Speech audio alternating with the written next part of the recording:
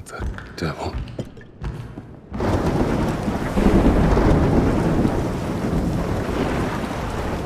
Money everywhere. Damn kids. Someone's getting expelled tonight. Hello, I'm Massive Head Haver Jordan Midler with my preview of Indiana Jones and the Great Circle, featuring some brand new gameplay. I recently got the chance to travel down to London to check out Indiana Jones and the Great Circle. What you'll see today is brand new gameplay from some of the sections that we got to see. We cannot post it in full, hence you have to put up with me and my ginormous hatted head.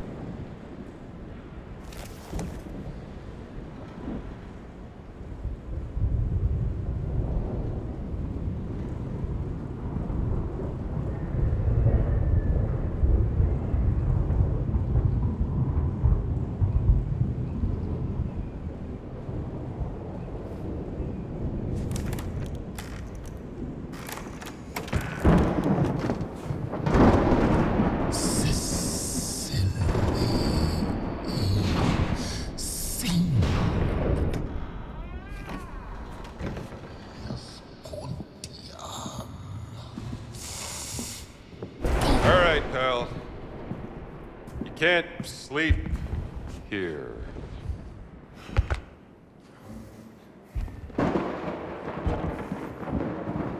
Who the hell are you?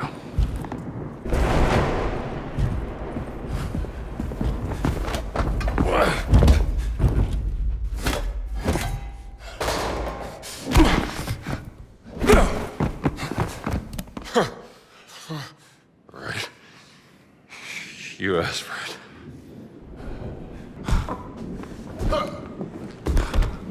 This is a museum.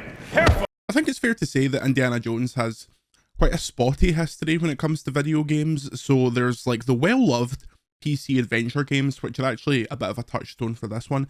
But there's also a few less than stellar efforts. It's always been Lucasfilm's second favourite child behind the money printing machine of Star Wars. But with Machine Games, who you'll know from Wolfenstein, they're looking to change that. We got to play 3 hours of the game and we think that they're well on the way to delivering it. There are many directions you could take the game. It would be easy to make something that doesn't feel like Indiana Jones at all. So if you focus too much on the puzzles, you'll lose that kind of car chasing, like punching side of it. I don't want to say the word, but you know who Indiana Jones punches. On the other hand, if it's all action, you miss the exploration and the puzzle. On the other hand, if it's all action, you miss the exploration and the puzzle solving side of Indiana Jones. And from what we've played, Machine Games has managed to take an approach that gives everyone a bit of everything. On next plane to Rome. Stop. Need help. Stop. Meet me in Vatican. Stop. Indy.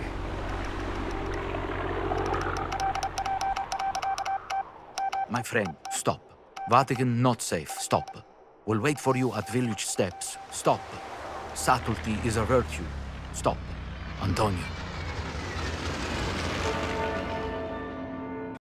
The game, which is set in 1937 following Raiders of the Lost Ark and the canon, Professor Jones is working at Marshall College when an ancient artifact is stolen. Indiana, being Indiana, can't let that go, and so it's to hell with all his students that have paid for their education, and off he goes. Our demo showed off 3 distinct slices of gameplay. The first was the game's intro in Marshall College. Here we completed a small puzzle which saw us match displaced artifacts to their appropriate displays. The first thing we noticed was the extremely high quality of the game's models. The artifacts, the display cases, even Indy's hands were extremely detailed, which is a huge plus for a game that will likely have you spending a lot of time looking longingly at bits of old pottery. After this, we travelled by map to the Vatican to play through one of the game's more linear levels. Here, stealth was the focus, as guards patrolled the outer walls of the world's smallest country.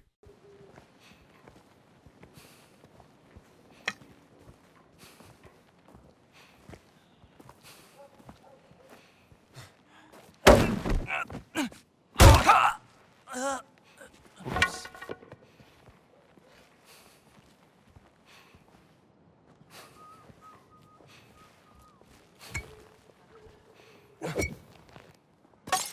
Cos'è stato?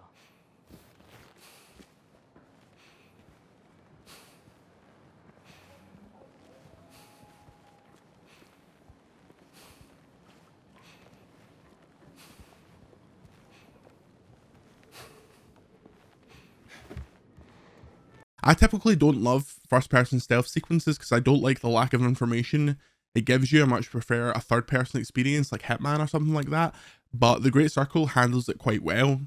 It quickly lets you know when you're in the process of being spotted, and it's also lenient enough about allowing you to get back into hiding.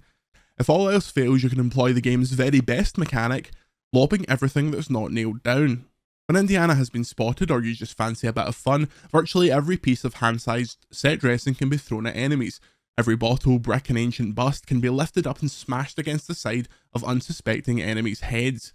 Not only is this outrageously good fun and a bit of slapstick hilarity, it's the closest we can think a game has ever come to recreating those action movie moments where the hero is grabbing whatever they can to take out a baddie in a tricky situation. That's close enough. I want to take a pass on this.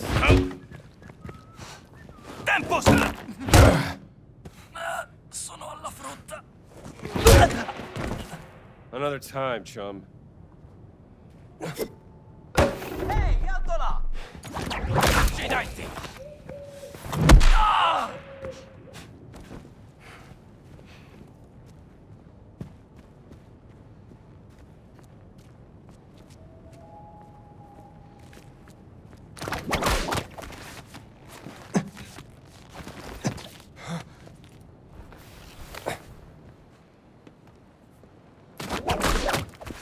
Getting closer.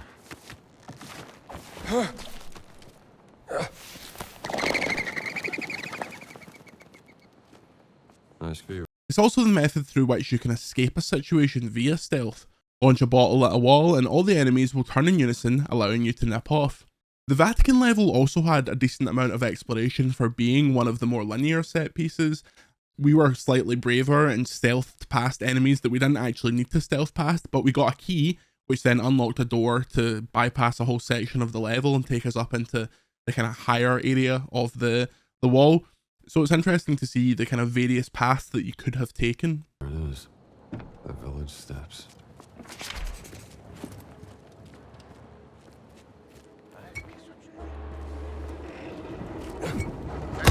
È un mondo di dolore per te!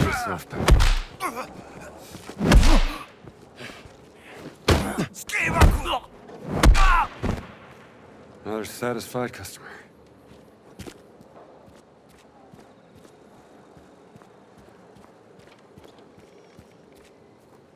Indy, is that you? Antonio. We have to make haste. I just saw Father Ventura with a black shirt on his way to the Castello. Father Ventura? What's that? I said, who is Father Ventura? We call him the Men in Black. A friend of Mussolini. Practically runs the Vatican now that the Pope has taken ill. When we were caught, the game's hand-to-hand combat came into play. Indy does have a gun for when the going gets really tough, but that'll alert every guard in the area, leading to a virtually unwinnable fight. The hand-to-hand combat is fine, but we look to avoid it. Ripping items out of enemies' hands using the whip is great fun, but the actual punching isn't massively satisfying. Following this bit of jiggery popery, we were off to Egypt.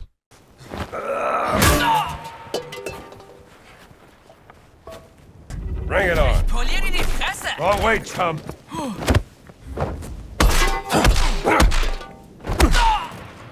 That little guy packed a punch.